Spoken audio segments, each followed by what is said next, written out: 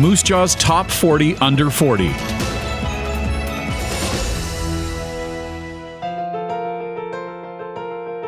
I'm married. I've got 2 daughters. They just turned 13 and 11 and growing fast. They're busy with sports and dance and you name it. And what are their names? The oldest is Alexis and the youngest is Trista.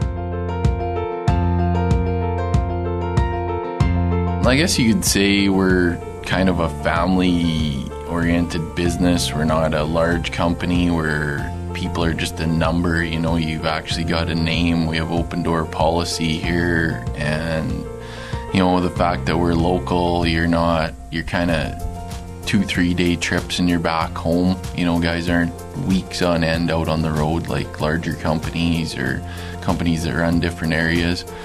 And we do lots of most of our stuff in-house. So, you know, when our drivers come home, they're off, they can get their service work done here and whatnot. And yeah, they can spend time with their families because, let's face it, truck driving's not maybe the most glamorous lifestyle, but it gets them by. I wouldn't say we've grown much on the Gibson side.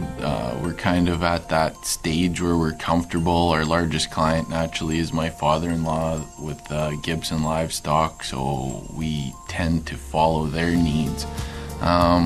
We don't really want to get much bigger as be a big for-hire carrier. We're comfortable with our size because it's, you know, the bigger you get doesn't always equate to dollars, right? You need more people, there's more glitches, more hiccups. So, you know, we run from anywhere from 28 to 32 trucks depending on the seasons of the year. But we have expanded, a partner and myself. We got a reefer hauling company called Hardline Transport, and we're at about 25 trucks there now. But they're running more North America wide than Gibson International. Kind of just runs a triangle down into the Midwest of the U.S. and then the Prairie provinces. Well, perfect. So you are kind of expanding just in a different way. Yeah, right? a little bit different way. I guess you'd call it more kind of diversified, right? Rather than, you know, a few years ago we were strictly cattle. That's all we did, and you had the BSE thing come along, and it kind of scares a person a little bit, right? Because you got one thing, and that one thing's been hampered big time, whether it be by media or however you want to take it.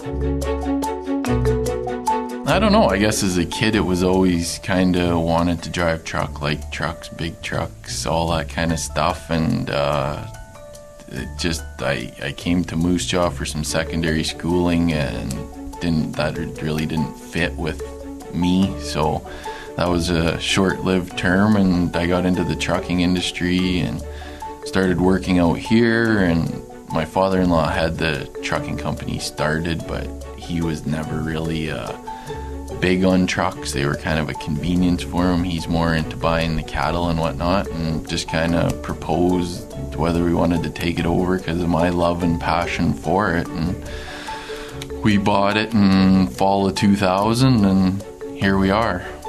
Yeah, 14 years later? That's yeah, crazy. Exactly. We had, I think when we took over, we had 14 or 16 trucks, so we've basically doubled in size.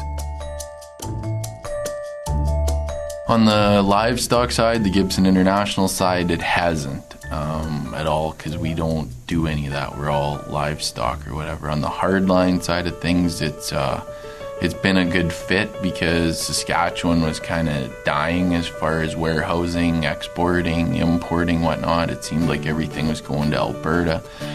So we've got things now like Thunder Creek Pork is open, so that's good for exporting. And then Global Transportation Hub naturally brings us right back into our own backyard. You know, we don't have to go into the Winnipegs as much and the Calgarys as much, where I guess you'd say there's more competition truck-wise. So it has been really good for us, and I think good for Saskatchewan. You know, Regina, whatever, it's 40 minutes down the road.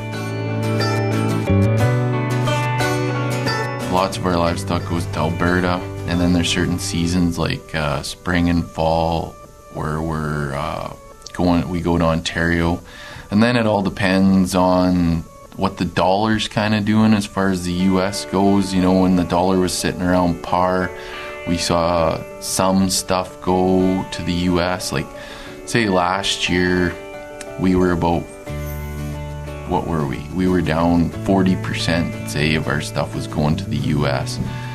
And now we're closer to about, it's a 50-50. So as soon as that dollar, you know, it started creeping up, $1.04, and then we saw $1.10, $1.12, that's where you see a lot of it go to the States. And when I say the States, I'm not talking all of the US, I'm talking Minnesota, Nebraska, Kansas, that kind of thing. You know, we're not doing Eastern Seaboard, Deep South, or the West at all.